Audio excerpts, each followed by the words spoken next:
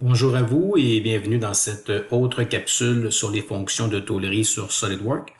Dans cette capsule, nous allons voir comment ajouter des fonctions d'enlèvement de matière. Donc, nous avons une fonction enlèvement de matière extrudée qui fonctionne pas mal comme dans les autres pièces normales de SolidWorks et faire des fonctions symétriques également.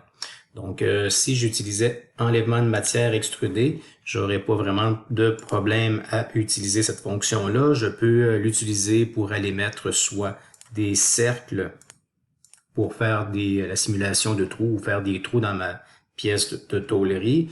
Je peux l'utiliser également pour aller mettre peut-être des ouvertures rectangulaires et autres. Donc, tout est bon pour faire des enlèvements de matière. On pourrait contraindre, évidemment, les esquisses totalement, mettre les bonnes dimensions pour rendre les esquisses noires.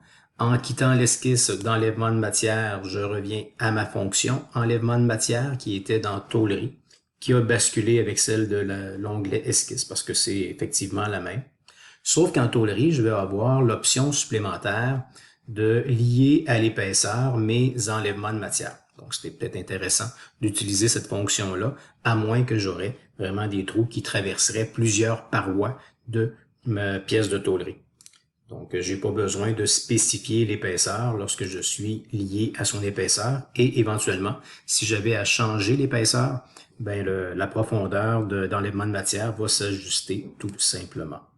Alors, voici pour l'enlèvement de matière. Si je voulais également ajouter le pli qui est la tôle pliée sur arête qui est ici et j'aimerais l'avoir de l'autre côté, je remarque que mon origine est au centre, donc j'ai sûrement un plan de départ qui va passer en plein milieu de ma pièce, qui est toujours pratique. Et je pourrais utiliser ce plan face ici, qui passe par mon origine au centre, comme étant mon plan de symétrie. Il n'y a aucun problème de symétriser des fonctions de tôlerie. Cependant, la fonction symétrie, c'est la même qui existe déjà dans l'onglet fonction. Alors, je vais aller l'activer.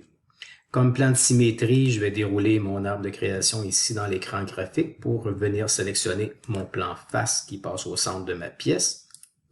Et la fonction symétriser, ben, je vais sélectionner ma tôle pliée sur arête qui est ici.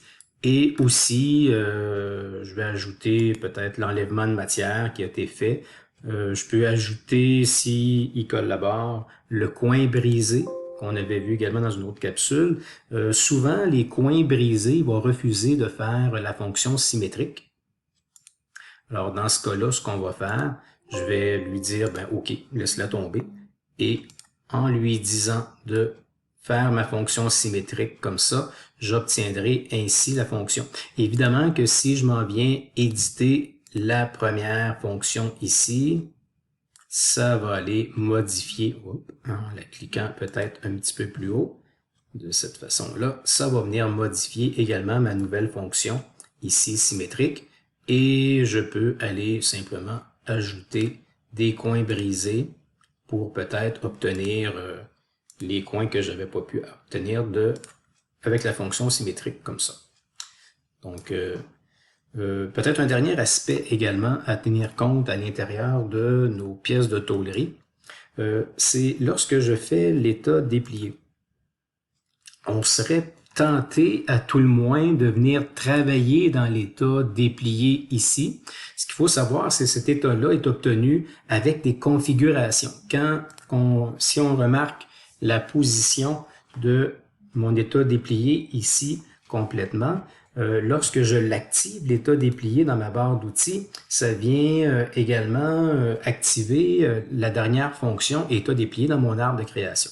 Sinon, cette fonction-là, elle est temporairement supprimée pour faire place à l'état plié. Donc, on voit l'idée. Et si j'ajoutais des fonctions, entre autres des fonctions d'enlèvement de matière à cet état-là, donc si je m'en viens faire un enlèvement de matière sur ma surface ici, j'ajoute un gros enlèvement de matière peut-être près de mon origine comme ça. Mettons que c'est bien contraint, lié à l'épaisseur. Je lui dis OK.